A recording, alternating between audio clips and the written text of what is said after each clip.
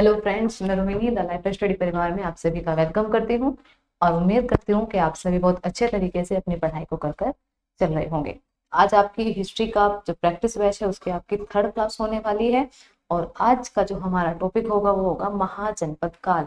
तो मैं उम्मीद करती हूँ कि जितने भी स्टूडेंट इस क्लास में अपनी प्रैक्टिस कर रहे हैं वो सभी जो थ्योरी है उसे अच्छे से पढ़कर आ रहे होंगे। जितने भी स्टूडेंट क्लास को देखते हैं या क्लास में जुड़ गए हैं वो सभी स्टार्टिंग में ही इस क्लास का लिंक शेयर करें। बाकी उसके बाद फिर हम अपनी क्लास को स्टार्ट करते हैं। ठीक है भाई, आज की क्लास में भी लगभग आपके लिए 42-45 क्वेश्चन होने वाले हैं, तो जल्दी करते हैं ताकि हम कम समय में बहुत सारे प्रैक्टिस कर सके, बहुत सारी चीजों पर गौर कर सके, यानी कि बहुत सारी चीजों को रिवाइज कर सके। ठीक है, चलिए देखते हैं पहला क्वेश्चन क्या है आज की क्लास का। पहला क्वेश्चन है कि गृहपति का अर्थ है। गृहपति का क्या अर्थ होता है? धनी किसान, बी ऑप्शन है धनी व्यापारी, धनी व्यक्ति, या डी ऑप्शन है इनमें से कोई नहीं। क्वेश्चन नंबर फर्स्ट के अकॉर्डिंग इस क्वेश्चन का राइट आंसर होगा आपका ऑप्शन नंबर ए, धनी किसान। क्या होगा? धनी किसान इस क्वेश्चन का आपका राइट आंसर होगा। ठीक है। क्वेश्चन नंबर 2 है कि उज्जैन का प्राचीन नाम था। उज्जैन का प्राचीन नाम क्या था? जल्दी से बताइए आप मुझे। कान्याकुब्ज, धान्यकटक, अवंतिका या फिर तक्षशिला। जल्दी से इस क्वेश्चन का आंसर कीजिए आप लोग। तक्षशिला विश्वविद्यालय का एक महत्वपूर्ण विद्यार्थी या इंपॉर्टेंट विद्यार्थी है जिनका नाम है क्या? चाणक्य। क्या? चाणक्य। तक्षशिला विश्वविद्यालय। ठीक है। क्वेश्चन के अकॉर्डिंग इस क्वेश्चन का राइट आंसर होगा आपका option number C, Avantika question number 2 का राइट आंसर होगा। क्वेश्चन 3 है कि महाजनपद काल में श्रेणियों के संचालक को कहा जाता है? सेठ, जेठक, ग्राम भोजक या श्रेष्ठिन। श्रेणियों का जो संचालक है उसे क्या कहा जाता है? उसे श्रेष्ठिन कहा जाता है, यानी कि ऑप्शन नंबर डी आप लोगों का राइट आंसर होगा। क्वेश्चन नंबर 4 का राइट आंसर होगा आपका क्वेश्चन नंबर 3 का जो राइट आंसर है वो होगा आपका option number D. Next question है कि पहला ईरानी शासक जिसने भारत के कुल भागों को अपने अधीन किया था कौन था? पहला ईरानी शासक की बात कर रहे हैं तो इस क्वेश्चन का राइट आंसर होगा आपका option number B, Darius. Darius पहला ईरानी शासक था जिसने भारत के कुछ हिस्सों को क्या कर लिया था? अपने अधीन कर लिया था, प्रथम बार में ही। क्वेश्चन नंबर 5 है कि नंद वंश का संस्थापक कौन था? नंद वंश का संस्थापक कौन था? कालाशोक, घनानंद, नागार्जुन या महापद्मानंद। जल्दी से बताइए मुझे कौन था? कालाशोक। कालाशोक नाग वंश का शासक था। कालाशोक नाग वंश का शासक था और ये शिशुनाग का पुत्र था। शिशुनाग का पुत्र था ये। इसी के साथ साथ कालाशोक का वास्तविक नाम काकवर्ण था। कालाशोक का वास्तविक नाम काकवर्ण था और कालाशोक या काकवर्ण के 10 पुत्र थे। कितने पुत्र थे? 10 पुत्र थे। इसका प्रथम पुत्र का नाम नंदीवर्धन था। प्रथम पुत्र का नाम क्या था? इसके प्रथम पुत्र का नाम नंदीवर्धन था। क्वेश्चन के अकॉर्डिंग राइट आंसर होगा आपका ऑप्शन नंबर डी, महापद्मानंद। और इसी महापद्मानंद को अग्रसेन के नाम से भी जाना जाता है। महापद्मानंद अग्रसेन को इसलिए बोला जाता था क्योंकि यह अनगिनत सैनिक का क्या था? अनगिनत सैनिकों का स्वामी था, यानी कि इसकी जो सेना में व्यक्ति थे उनकी कोई गिनती ही नहीं थी। विशाल सेना का स्वामी होने के कारण इसे महापद्मानंद कहा गया। ठीक है। नेक्स्ट क्वेश्चन है कि निम्नलिखित में से मगध का कौन सा राजा सिकंदर महान का समकालीन था? चंद्रगुप्त मौर्य, महापद्मानंद, घनानंद या शुक्ल। जल्दी से बताइए इस क्वेश्चन का राइट आंसर क्या होगा आपका? सिकंदर महान का समकालीन मुझे जल्दी से बताइए आप लोग कौन था? चंद्रगुप्त मौर्य मौर्य वंश का संस्थापक था।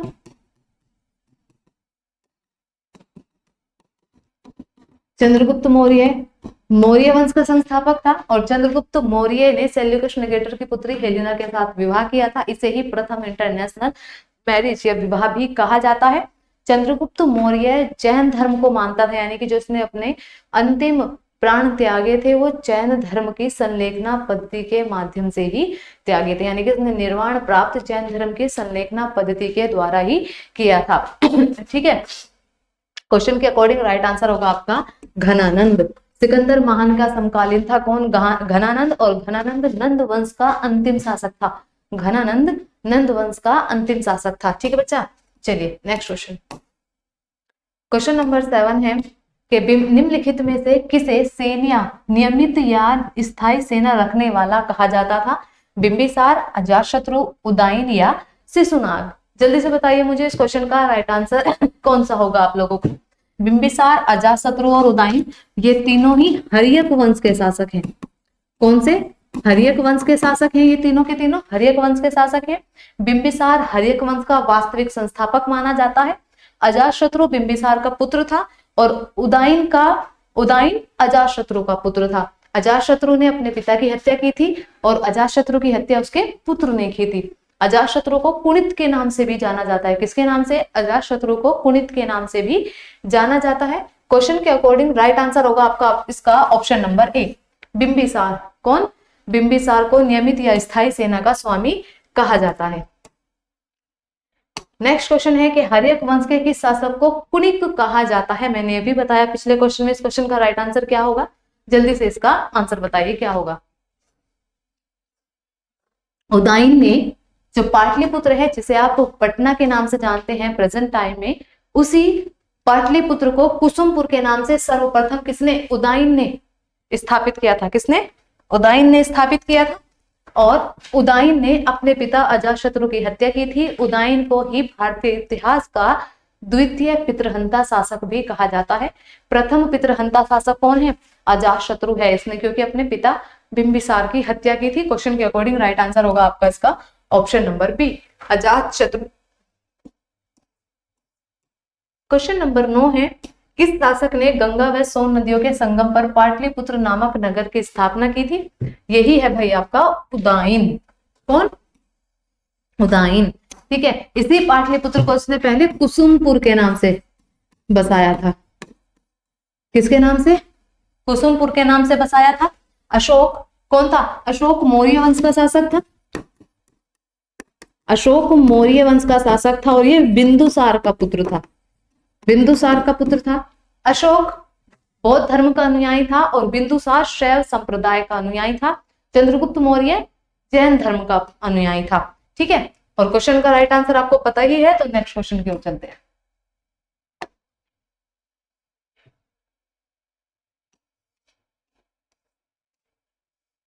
क्वेश्चन का राइट आंसर होगा आपका ऑप्शन नंबर ए, उदयन। ऑप्शन नंबर ए इस क्वेश्चन का क्या होगा? आपका राइट आंसर होगा। ठीक है भाई, चलिए डिटेल जितनी भी दी जा रही है उन सभी पर आपका ध्यान होना चाहिए, क्योंकि रिवाइज करने का एक यही तरीका है कि क्वेश्चन को देखकर हम कितने सारे फैक्ट उसके साथ रिवाइज कर सकते हैं। ठीक है, आंसर करते रहिए आप लोग लगातार, क्योंकि सभी के आंसर चेक करूंगी मैं कि किसने किए हैं और किसने नहीं किए हैं। और ज्यादा से ज्यादा जितना हो सकता है आप इस क्लास को फैलाइए, यानी कि अपने फ्रेंड्स को, अपने मतलब कि लोगों को बताइए क्लास के बारे में, ताकि और ज्यादा लोगों का फायदा हो सके और ज्यादा लोग अपनी मंजिल को, अपने सिलेक्शन को पा सके। ठीक है, नेक्स्ट क्वेश्चन है कि निम्नलिखित में से किसे उग्रसेन भयानक सेना का स्वामी कहा जाता है? अभी बताया मैंने किसको कहा जाता है, जल्दी से बताइए। घनानंद, शिशुनाग, बिंबिसार या महापद्मानंद, किसको कहा जाता है? इस क्वेश्चन का जो सही आंसर होगा वो होगा आपका option number D, Mahapadmananda. Mahapadmananda को उग्रसेन के नाम से भी जाना जाता था और इसी महापद्मानंद ने शिशुनाग की हत्या, शिशुनाग वंश या नाग वंश की हत्या कर, मतलब कि अंत उसी ने किया था, अंत इसी ने किया था। महापद्मानंद ने क्या किया था? अंत किया था नागवंश का। ठीक है, कालाशोक के सभी पुत्रों की हत्या इसी ने की थी और कालाशोक की हत्या भी इसी व्यक्ति ने की थी। बिंबिसार हर्यक वंश का शासक है, ये दोनों नंद वंश के शासक हैं, और शिशुनाग नाग वंश का शासक है। क्वेश्चन के अकॉर्डिंग डी ऑप्शन का राइट आंसर होगा। नेक्स्ट क्वेश्चन, निम्नलिखित में से किस राज्य में गणतंत्रात्मक शासन व्यवस्था नहीं थी? कुशीनगर के मल में, वैशाली के लिच्छवी में, मगध में या कपिलवस्तु के साक्य में? तो इस क्वेश्चन का राइट आंसर होगा आपका ऑप्शन नंबर सी, मगध। किसमें नहीं था? ऑप्शन नंबर सी इस क्वेश्चन का आपका राइट आंसर होगा। नेक्स्ट क्वेश्चन है, पाली ग्रंथों में गांव के मुखिया को क्या कहा गया है? ग्रामक, भोजक या ग्राम भोजक, ज्येष्ठक या ग्रामपति? जल्दी से बताइए इस क्वेश्चन का राइट आंसर क्या होगा आपका? पाली भाषा या पाली जो ग्रंथ है, पाली भाषा के जो ग्रंथ हैं उनका सबसे ज्यादा प्रयोग बौद्ध धर्म में किया गया है, यानी कि पाली भाषा का उपयोग बौद्ध धर्म के प्रचार प्रसार में भी किया गया है। प्राकृत व अर्धमगधी भाषा का जो प्रचार प्रसार के लिए प्रयोग किया गया है वो जैन धर्म में किया गया है। तो इस क्वेश्चन के अकॉर्डिंग राइट आंसर होगा आपका ऑप्शन नंबर बी, भोजक या ग्राम भोजक, भोजक या ग्राम भोजक। क्वेश्चन नंबर 13 है कि निम्नलिखित में से कौन सिकंदर के साथ भारत आने वाला इतिहासकार नहीं था? कौन सा नहीं था? 4 ऑप्शन दिए गए हैं, जल्दी से आप मुझे इस क्वेश्चन का राइट आंसर बताइए। हेरोडोटस को इतिहास का जनक कहा जाता है, फादर ऑफ हिस्ट्री।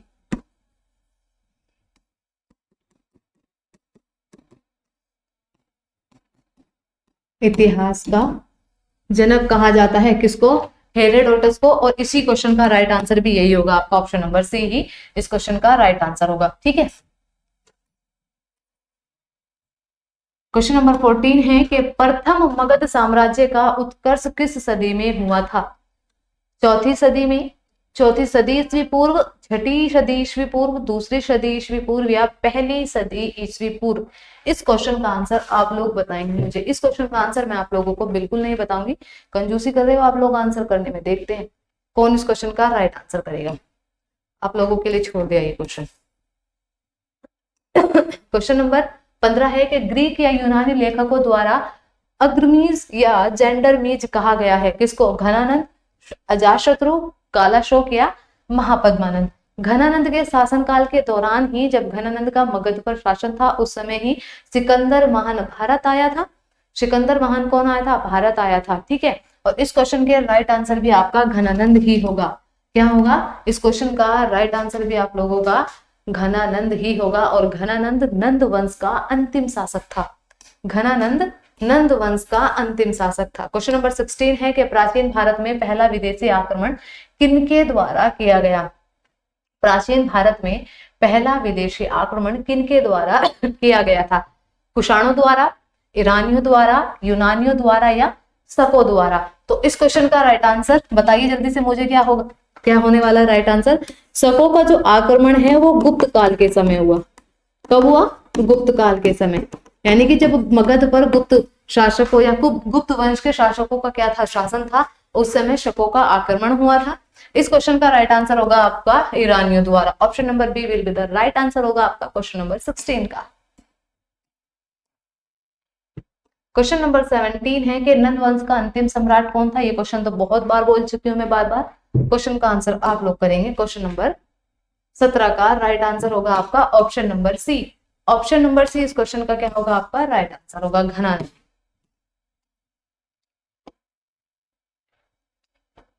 मगध के किस प्रारंभिक शासक ने राज्यारोहण के लिए अपने पिता की हत्या एवं इसी कारणवश अपने पुत्र द्वारा मारा गया?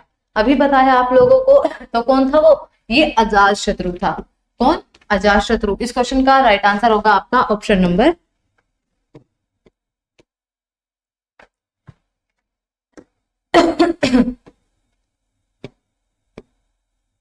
ऑप्शन नंबर ए इस क्वेश्चन का आपका राइट आंसर होगा।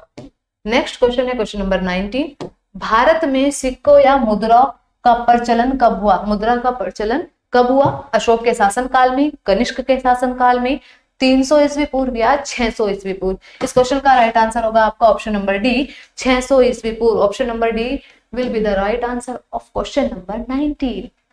ठीक है, चलिए क्वेश्चन नंबर 20 है कि विश्व का पहला गणतंत्र वैशाली में किसके द्वारा स्थापित किया गया था? नंद, गुप्त, लिच्छवी या फिर मौर्य? इस क्वेश्चन का राइट आंसर होगा आपका लिच्छवी। लिच्छवी वंश ने, नंद वंश के जो संस्थापक थे, नंद वंश के संस्थापक थे महापद्मानंद। नंद वंश के महापद्मानंद। गुप्त वंश के संस्थापक थे श्रीगुप्त, और श्रीगुप्त को आदि पुरुष भी कहते हैं। क्या कहते हैं? श्रीगुप्त को आदि पुरुष के नाम से भी जाना जाता है। और मौर्य, मौर्य की स्थापना आपको पता ही है किसने की थी? चंद्रगुप्त मौर्य ने की थी। और किसकी सहायता से? चाणक्य की सहायता से। क्वेश्चन के अकॉर्डिंग राइट आंसर होगा आपका option number C. Next question, next question है हाइडेस्पस या विशस्ता आधुनिक नाम झेलम, ये झेलम का आधुनिक नाम है, का युद्ध किन किन के बीच हुआ? ए ऑप्शन है सेल्यूकस एवं चंद्रगुप्त मौर्य के मध्य, बी ऑप्शन है चंद्रगुप्त मौर्य एवं घनानंद के मध्य, सी ऑप्शन है सिकंदर एवं आम्बी के मध्य, और डी ऑप्शन है सिकंदर एवं पोरस के मध्य। तो जल्दी से मुझे इस क्वेश्चन का आंसर बताइए। आम्बी के साथ तो कभी सिकंदर का युद्ध हो ही नहीं सकता था, क्योंकि आम्बी ही ऐसा पहला या प्रथम देशद्रोही शासक माना जाता है या था जिसने सिकंदर को भारत में आने के जरिया बना था, जो सिकंदर का भारत में आने का जरिया बना था। क्वेश्चन नंबर 21 का राइट आंसर होगा आपका ऑप्शन नंबर डी, सिकंदर एवं पोरस के मध्य हुआ था। ठीक है, किसके मध्य हुआ था? सिकंदर एवं पोरस के मध्य।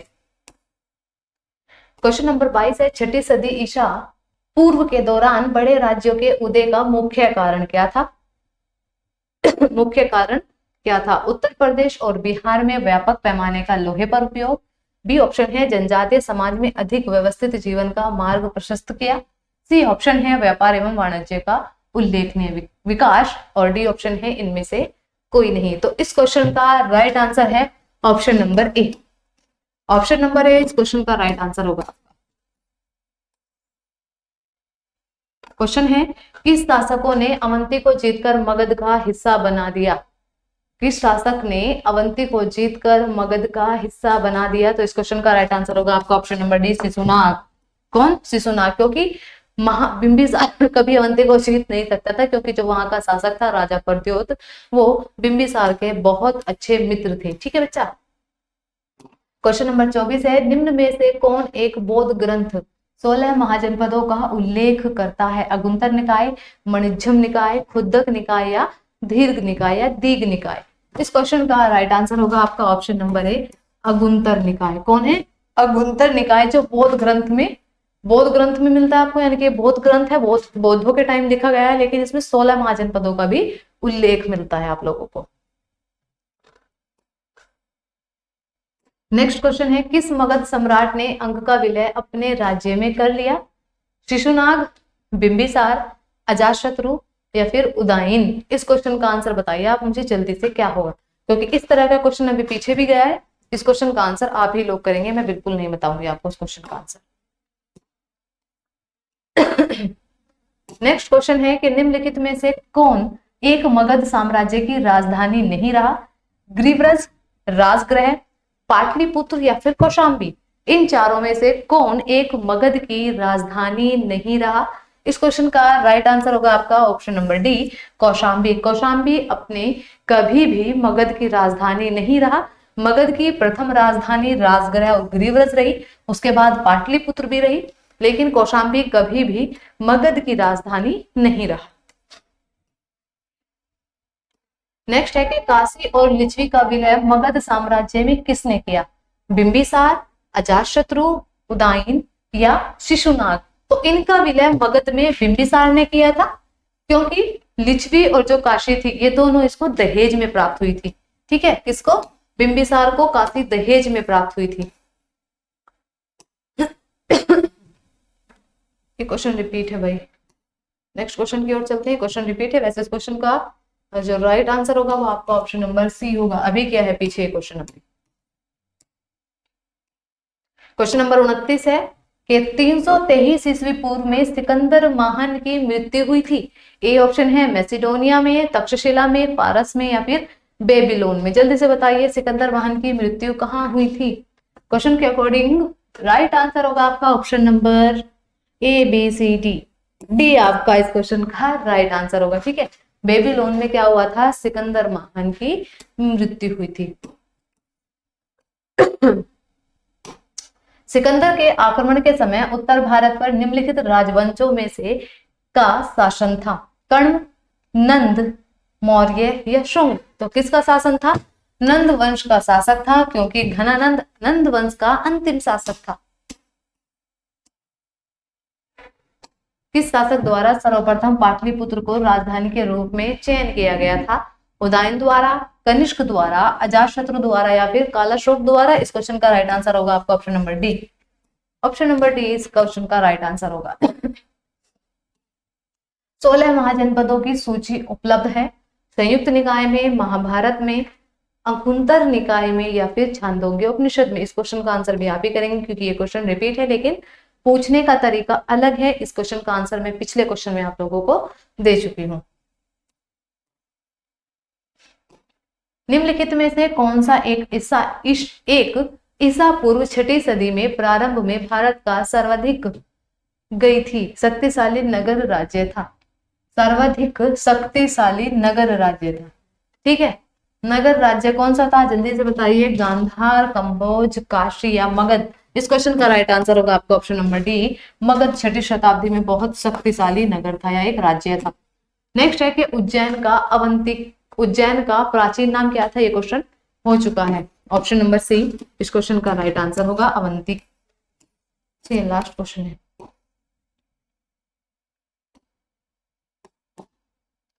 ठीक है, देखिए भाई, आज की क्लास में केवल आपके लिए 34 क्वेश्चन थे। आई थिंक शायद कम है क्वेश्चन कुछ पीडीएफ में, नेक्स्ट पीडीएफ में ऐड करा दिए जाएंगे नेक्स्ट क्लास में। ठीक है, क्लासेस अब आपको लगातार मिलती रहेंगी। बाकी अगर आप लोगों ने अभी ऐप डाउनलोड नहीं किया है तो प्ले स्टोर पर जाइए, द लाइफ स्टडी के नाम से आप ऐप डाउनलोड कर सकते हैं। वहाँ जितने भी पुराने बैचेस चले हुए हैं, ये जो यूट्यूब पे पढ़ाए गए हैं सब्जेक्ट जैसे पॉलिटी, साइंस और हिस्ट्री, मैथ्स वगैरह की जो क्लासेस हैं वो सब वहाँ आपको मिल जाएंगी। ऐप पीडीएफ भी आपको वहीं से मिल जाएंगी। क्विज वगैरह भी डालते रहते हैं ऐप पर, तो आप क्विज भी लगाते रहिए लगातार, ताकि आपको अपना रिवाइज करने में, अपनी तैयारी को पता करने में और ज्यादा मजा आए। ठीक है, और ज्यादा आपको चीजें पता चले। तो आज की क्लास में केवल इतना ही था। मिलते हैं आपसे नेक्स्ट क्लास में नेक्स्ट टॉपिक के साथ। ठीक है बच्चा, तब तक के लिए ध्यान से अपनी पढ़ाई को करते रहिए आप। Bye, take care, bye bye.